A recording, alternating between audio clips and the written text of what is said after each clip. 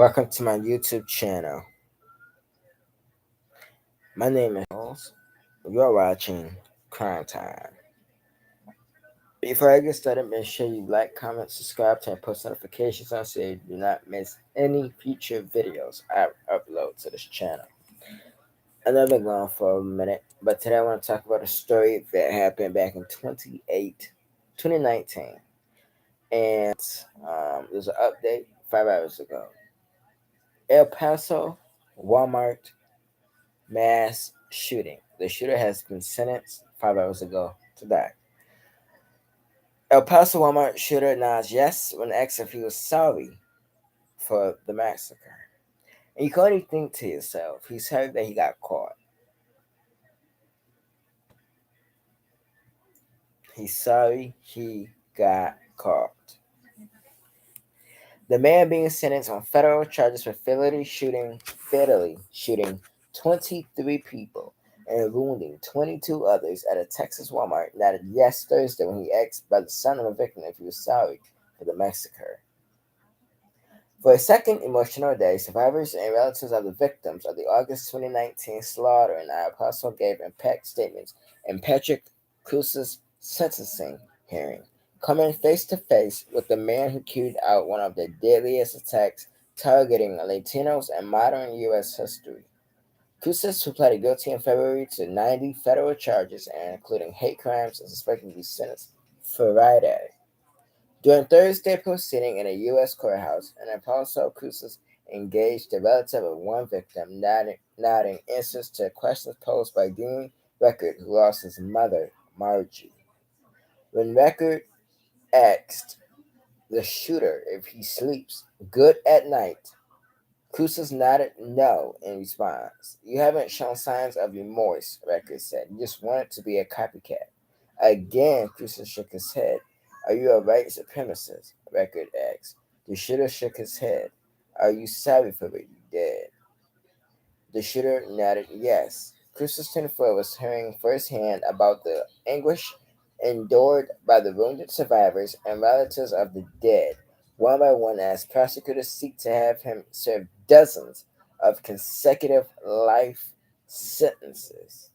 Christopher Morales, whose aunt died and whose mother and grandmother were shot but survived, addressed the court Thursday, speaking to reporters later. He described Cruz as a pathetic piece of trash and limited. We're never going to have closure. It is very sad that it's taken this long and that the court system has allowed this to happen. Morales said at this point it is a joke.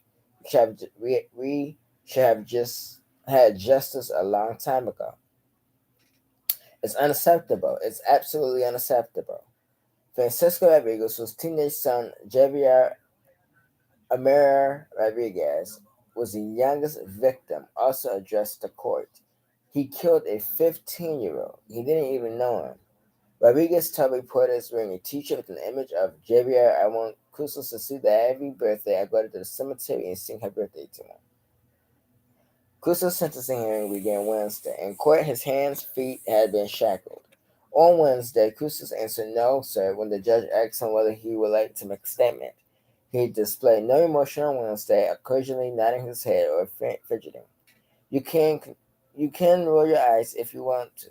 It doesn't bother me. Raymond Atola, whose brother-in-law David Johnson was killed while back to school shopping with his granddaughter, told Cruz, interrupting his remarks. You can roll your eyes, you can smile, you can smirk. Johnson's granddaughter, whose mother says her life was saved by Johnson during the shooting, told him. Cruz shook his head both times, seemingly denying the actions. He is expected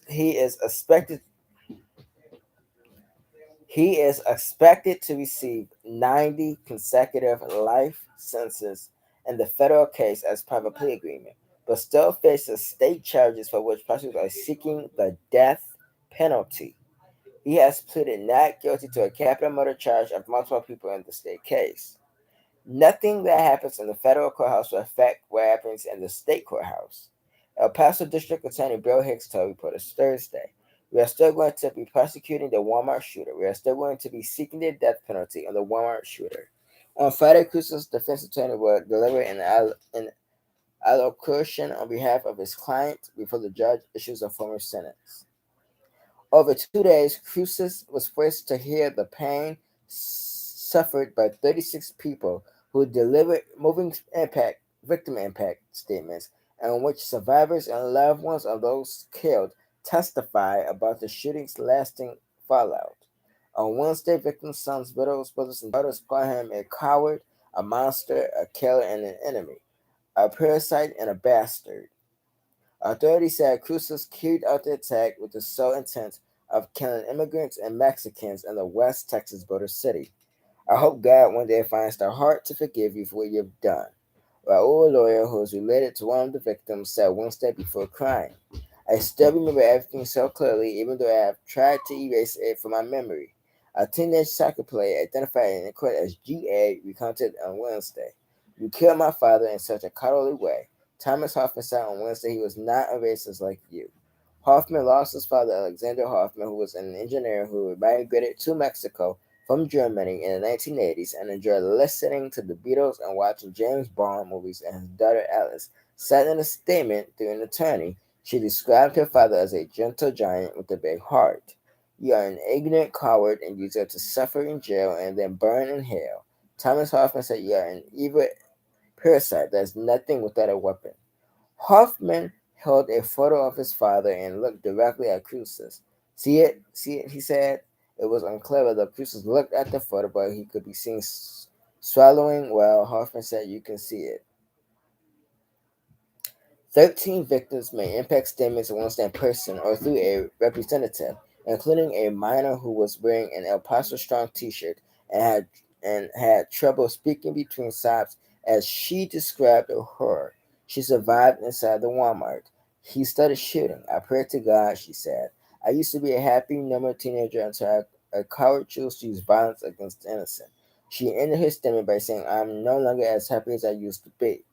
A statement read by attorneys on behalf of Alfredo Hernandez, the brother of victim Maribel Hernandez, also referenced Cruz's smirking in court, pointed to a pattern of him saying more with body language than with words. Johnson's granddaughter referred to in court as K, and because she is a minor, was accompanied during her statement by a therapy dog brought into the courtroom to comfort the victims. Johnson's daughter, Stephanie Melendez, also addressed Cruz's. I want you to remember my voice. I speak for all the daughters who lost their fathers. Melendez said, and in your act of hatred, you stole a good man from this world. He will be remembered, but you will not. The charges include 23 counts of hate crimes resulting in death, 23 counts of use of firearm to commit murder during a relation to a crime of violence, 22 counts of hate crimes involving the attempt to kill, and 22 counts of use of a firearm during a relation to a crime of violence. The shooter initially pleaded not guilty, but changed his plea in February after federal prosecutors indicated they would not seek the death penalty. Instead, he will likely be sentenced to 90 consecutive life sentences, according to his plea agreement with the U.S. Attorney's Office for the Western District of Texas. The gunman then faces a possible death penalty in the state case. Cruz will go into state custody later this fall, likely in October or November, following federal institution proceedings in late September, according to the El Paso District Attorney's Office. His state trial is expected sometime in 2024 or 2025, according to Jennifer Cortez, a spokesperson for Hicks. The trial date will be set by Judge Sam Madrano of the 409th District Court in El Paso. We have waited 4 years to prosecute him. Waiting another couple of months is not going to change anything. Hicks said Thursday, I'm committed to seeking justice for the people of the community. CNN's Ashley Kirhall and Holly Young contributed to this report. For more CNN news and newsletters, create an account at CNN.com.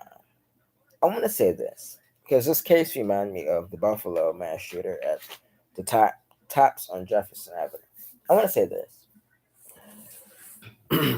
Anytime a mass shooter open fire at at a school, at our supermarket, Walmart, Tops, grocery store, mall, anywhere. Their intentions is to get rid of one kind, and is to get rid of a certain kind that they do not like, and it's considered a hate crime because you're looking to kill certain race so you can feel good about yourself. And I think that in this case is that,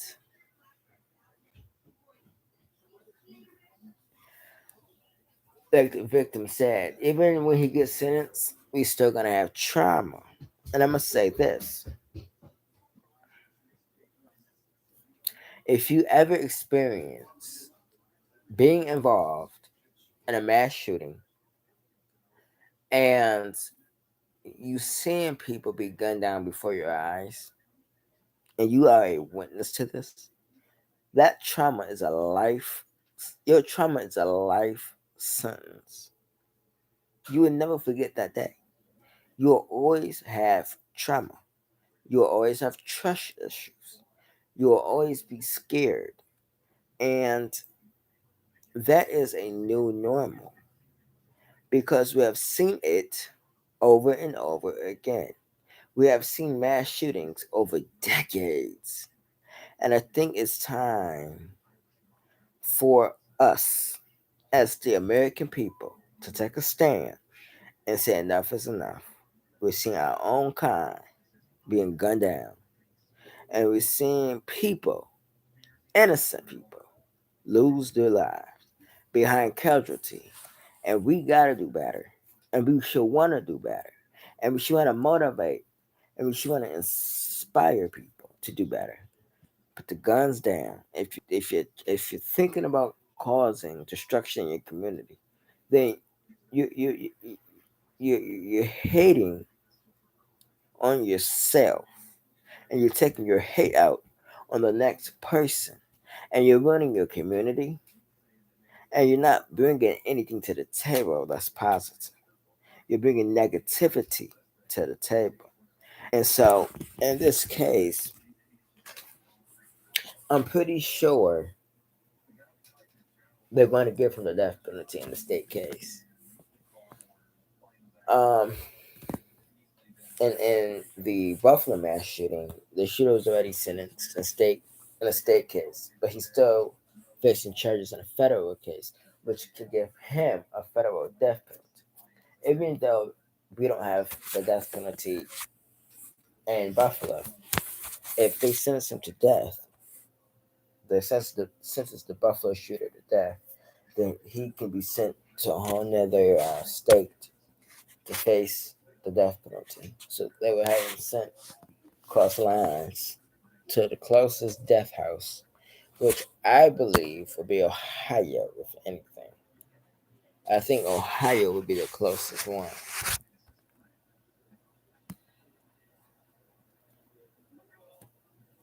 So I think we got to do better. And I encourage parents to sit down with the children and talk about, you know, the signs and how to prevent mass shootings. And if you involved in a mass shooting, what to do and what not to do, because it is important and it's a new norm, and we see each and every day. And our children got to be so adept to it because it's just seen. And I think that we got to do better. We got to do better for ourselves, for our children, for our righteousness. We got to do better. Ifs, buts about it. Like, comment, subscribe, turn post notifications on. Keep these victims up at Paso Texas Walmart shooting in your thoughts and prayers. Keep the victims in your thoughts and prayers.